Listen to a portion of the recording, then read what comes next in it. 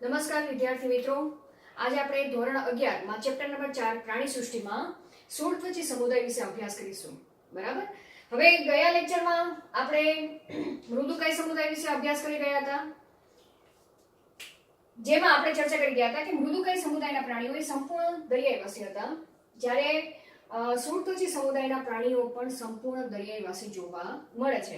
બરાબર. અને ઇંગ્લિશમાં તેને એકાઇનો ડર્મેટા તરીકે ઓળખવામાં આવે છે. તો હવે આ સમુદાયનું પ્રાણી આ સમુદાયનું નામ સૂળત્વચી શેના આધારે આપવામાં આવેલું છે?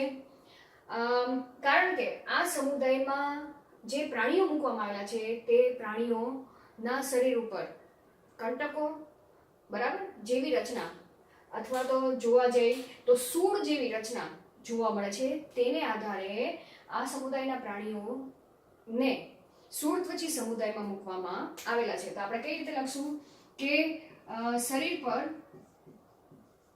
સૂળ અથવા કંટકો ની હાજરીને આધારે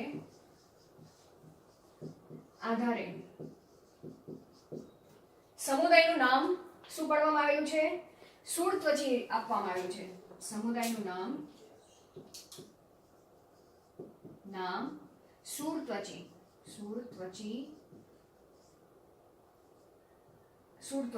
કહે છે. બરાબર. તો આ આપણે દરેક સમુદાયમાં તેનું જે નામ છે એ નામ તેની લાક્ષણિકતાને આધારે જ નામ આપવામાં આવેલું છે, પ્રાણીઓની લાક્ષણિકતાના આધારે.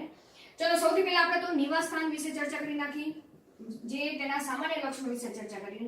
તો નિવાસ સ્થાન પણ કેવું જોવા મળે છે? મૃદુકાય સમુદાયની જેમ સંપૂર્ણ દરિયાઈવાસી. બરાબર. આપણે પેલા ઉદાહરણ લખી નાખી, એટલે ઉદાહરણ દ્વારા તમે આ ટોપિક સરળતાથી સમજી શકશો. ઉદાહરણ તરીકે જોવા જઈએ તો આ સમુદાયના પ્રાણીઓમાં કયા કયા પ્રાણીઓનો સમાવેશ કરવામાં આવેલો છે? એક તો તારા માછલી, બરાબર, પછી બરડ માછલી,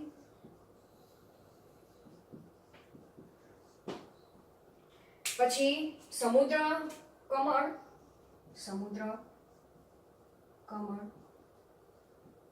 સમુદ્ર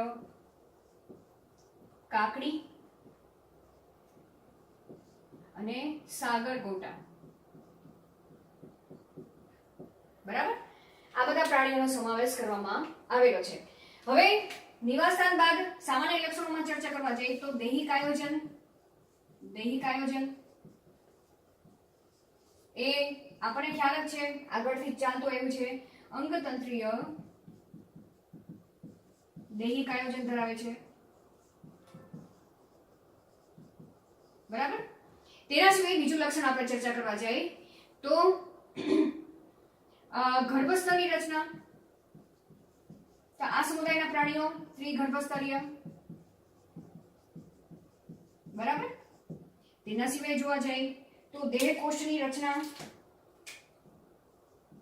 દેહકોષ્ઠ હાજર છે કે નહીં? તો તે આ બધા પ્રાણીઓ પણ કેવા છે? દેહકોષ્ઠધારી. બરાબર. આટલા લક્ષણો તો નિવાસસ્થાન નહીં, પણ આટલા લક્ષણો એ આપણે ખબર છે આના પછીના બધા સમુદાયમાં સરખા જોવા મળશે. હવે સંમિતિ વિશે આપણે ચર્ચા કરવા જઈએ. સંમિતિ, તો આ સમુદાયના પ્રાણીઓ અરીય સંમિતિ ધરાવતા જોવા મળે છે. અરીય સંમિતિ ધરાવતા જોવા મળે છે. પરંતુ જ્યારે તે પુખ્ત અવસ્થામાં હોય ત્યારે તે અરીય સંમિતિ ધરાવે છે. પરંતુ જ્યારે તેના વિકાસની પ્રક્રિયામાં જ્યારે તે ડિંભીય અવસ્થામાં હોય છે ત્યારે તે દ્વિપાર્શ્વ સંમિતિ ધરાવે છે.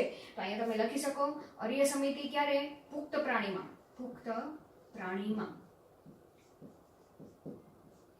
પણ જ્યારે ડિંભીય અવસ્થા,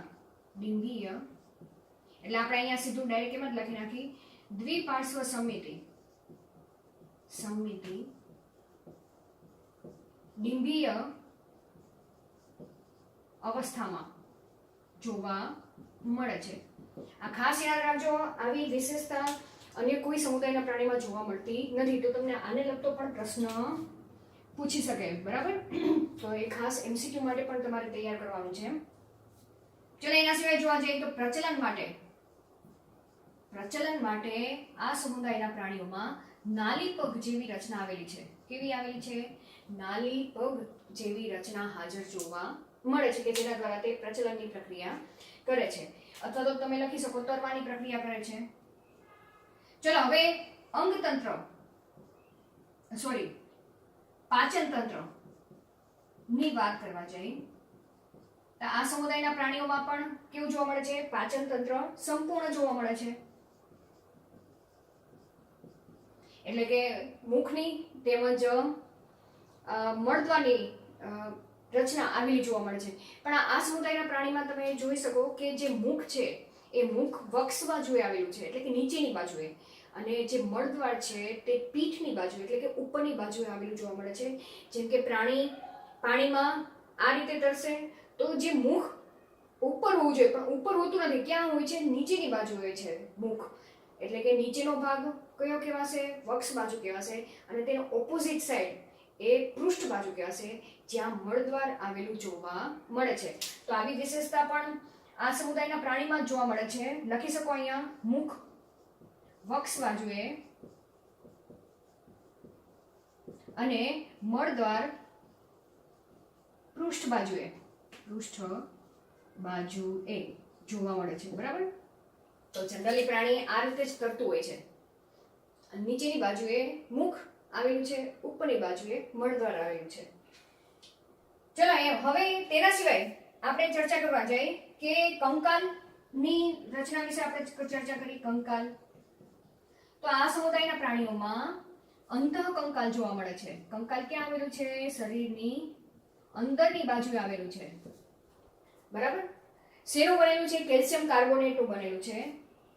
કેલ્શિયમ કાર્બોનેટ નું બનેલું છે. બરાબર? પરંતુ આ જે અંતઃકંકાલ છે એ અસ્થિ કણિકાઓનું બનેલું જોવા મળે છે. શેના તરીકે? જો અહીંયા થી અસ્થિના વિકાસની પ્રક્રિયા આ સમુદાયથી ચાલુ થઈ છે. આગળના કોઈ સમુદાયમાં અસ્થિ એટલે કે આપણે જનરલી શું કહીએ છીએ? હાડકું કહીએ છીએ. તે આગળના કોઈ સમુદાયમાં આવેલું નથી, પણ આ શૂળત્વચી સમુદાયથી જ તે અસ્થિઓની રચના જોવા મળે છે. અહીંયા ભલે અસ્થિ તમને સળંગ જોવા નથી મળતા, તૂટક જોવા મળે છે કે કટકા સ્વરૂપે જોવા મળે છે, પણ તેથી અહીંયા નામ આપેલું છે અસ્થિ કણિકાઓ સ્વરૂપે. તેના તરીકે અંતઃકંકાલ અસ્થિ કણિકાઓ અથવા તો તકતીઓ ઓર તકતી સ્વરૂપે જોવા મળે. યાદ રહેશે આટલું? શેના તરીકે? અસ્થિ કણિકા. આ એમસીક્યુ માટે જે પોઈન્ટ તમને કહું છું એમસીક્યુ રીતે તમારે ખાસ યાદ રાખવાના છે. નાલી પગ જેવી રચના અને અંતઃકંકાલ તેમજ તેની અરીય સમિતિ. આ 3 પ્રશ્ન ખાસ તમને એમસીક્યુમાં પૂછી શકે. કાં તો તમને એક્ઝામમાં પ્રશ્ન આ રીતે પણ પૂછી શકે કે નાલી પગ ધરાવતી સમુદાય વિશેનું વર્ણન કરો. તો કયો સમુદાય હશે? શૂળત્વચી સમુદાય આવશે. હવે વાત કરવા જઈએ કે જેમ કે અહીંયા આ સમુદાયના પ્રાણીઓમાં શેનો સમાવેશ કરેલો છે? તારા માછલીનો સમાવેશ કરેલો છે.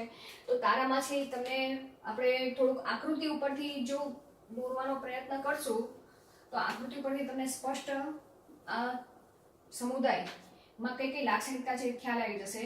જેમ કે તારા માછલી તમને દોરતા તો આવડે જ છે. બરાબર? એક સ્ટાર કરી નાખો.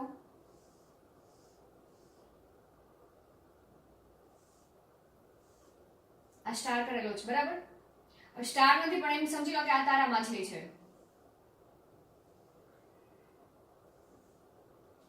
વચ્ચે તેનો મુખ્ય અક્ષ ભાગ આવેલો છે અને 5 ભાગો તમને જોવા મળે છે કે જેને 5 તમે આર્મ્સ તરીકે પણ કહી શકો.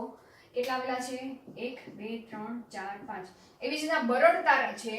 એ બરડ તારાની આકૃતિ કરવા જાય તો કેવી જોવા મળશે કે અહીંયા 5 આર્મ એકબીજા સાથે જોડાયેલા છે. 5 ભાગ તમે કહો કે આર્મ કહો. બરાબર?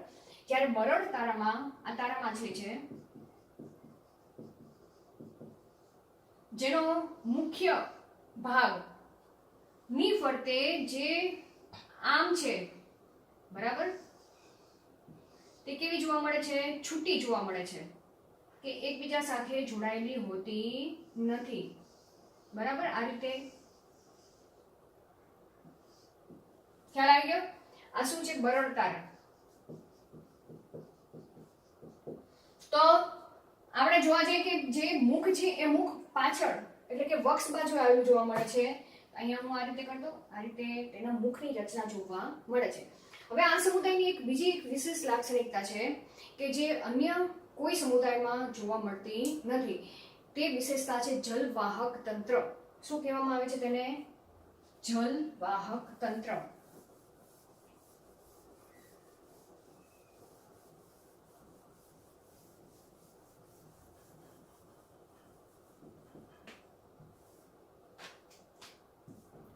વિશેષ લાક્ષણિકતામાં શું હશે? જલવાહક તંત્ર.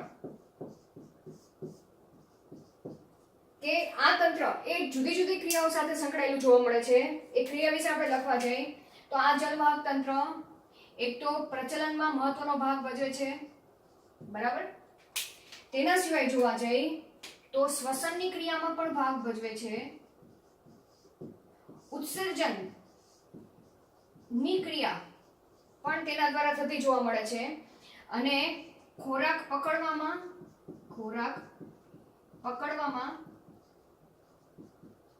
તેમજ વહનની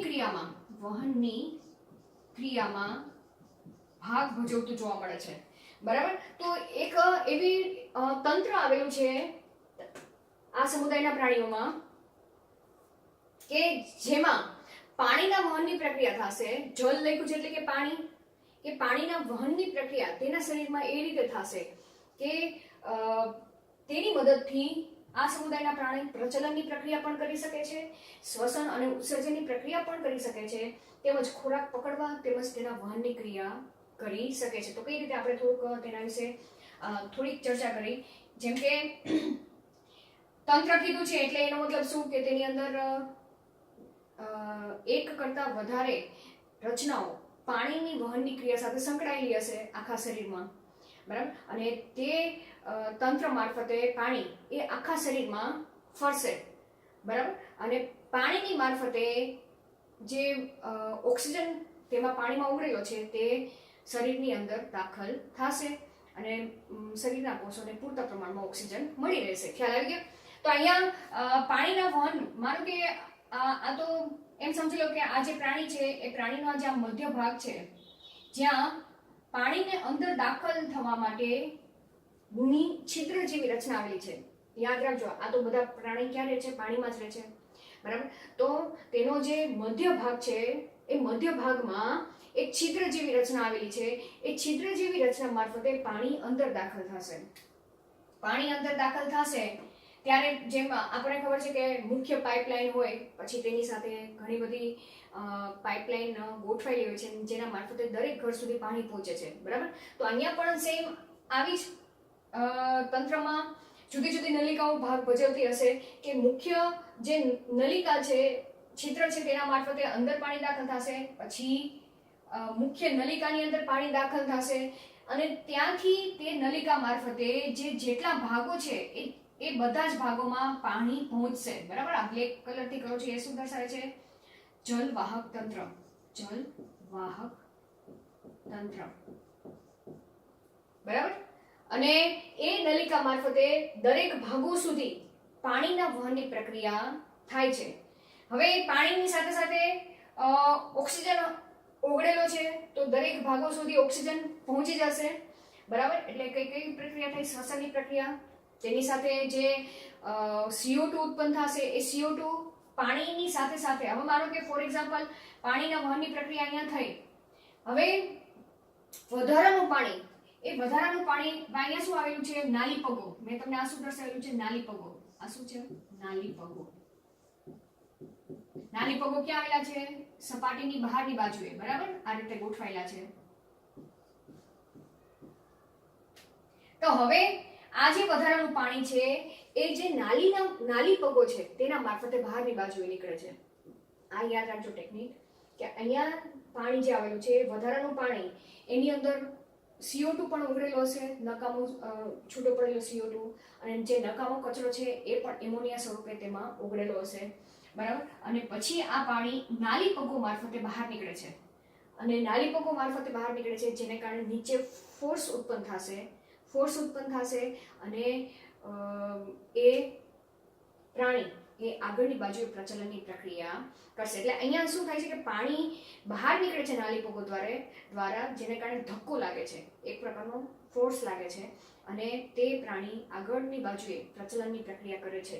તો આ જે પ્રાણી છે એ મૃદુકાય સમુદાયની જેમ ઝડપી પ્રચલનની પ્રક્રિયા નથી કરતું, પણ ખૂબ જ પ્રચલનની પ્રક્રિયાનો દર તેનો ખૂબ જ ધીમો હોય છે, બરાબર. તો અહીંયા આ રીતે તમને સમજાવવા માંગે છે કે પ્રચલન કઈ રીતે થાય છે. વધારાનું પાણી એ નાલી પગ મારફતે બહાર નીકળે છે, જેને કારણે ધક્કો ઉત્પન્ન થાય છે, અને તે આગળની બાજુએ પ્રચલનની પ્રક્રિયા કરે છે. તો આપણે આ સ્ટેપ જોઈ ગયા, શ્વસનની પ્રક્રિયા પણ જોઈ ગયા, ઉત્સર્જન એટલે નકામો કચરો પણ તે પાણીમાં ઓગળીને એમોનિયા સ્વરૂપે તે બહાર નીકળે છે, અને ખોરાક પકડવામાં. હવે ખોરાક પકડવામાં આ તંત્ર કઈ રીતે ભાગ ભજવે છે એ આપણે જરાક જોઈ લઈએ. જેમ કે તમને ખબર છે કે આ સમુદાયના પ્રાણીઓમાં મુખ ક્યાં આવેલું છે, નીચેની બાજુએ આવેલું છે, વક્ષ બાજુએ. એટલે જ્યારે સામે કોઈ શિકાર હશે ત્યારે આ સમુદાયના પ્રાણી પોતાના જે આ ભાગો છે, આર્મ્સ છે, તેને સંકોચી લેશે, સંકોચીને તે પ્રાણીને પકડી લેશે. પ્રાણીને પકડી લીધા બાદ એટલે કે જલવાહક તેની અંદર જે સામેલવાળું પ્રાણી છે તેની અંદર પાણીનો ફોર્સ છોડશે, બરાબર.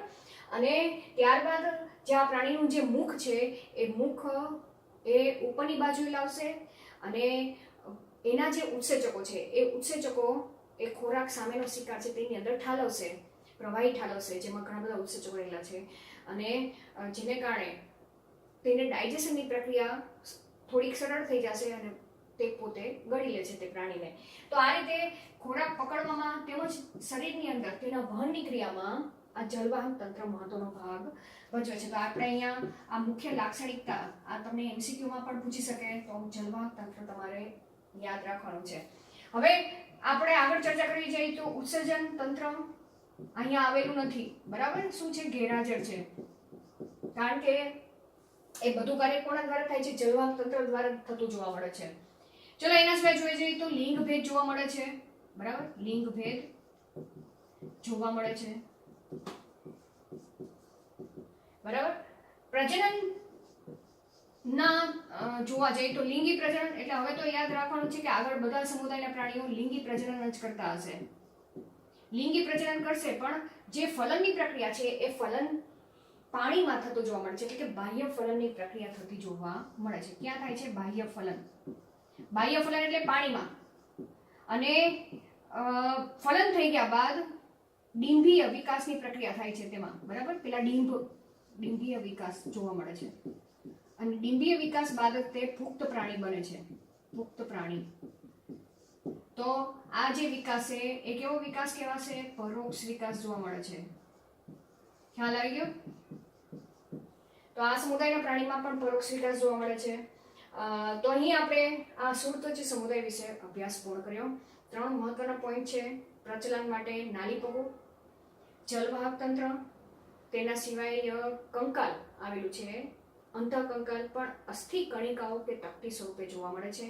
શરીરની સપાટી પર સૂળ અથવા તો કંટકો જેવી, જો આ સૂળ એટલે કે કાંટા હોતા નથી, બરાબર, પણ સેજ એવી નરમ કંટકો, બરાબર, અને આવેલા છે, તેથી તેને સુર્તચી સમુદાય તરીકે ઓળખવામાં આવે છે. ચલો અહીં આપણે આ સુર્તચી સમુદાય પૂર્ણ કરીએ.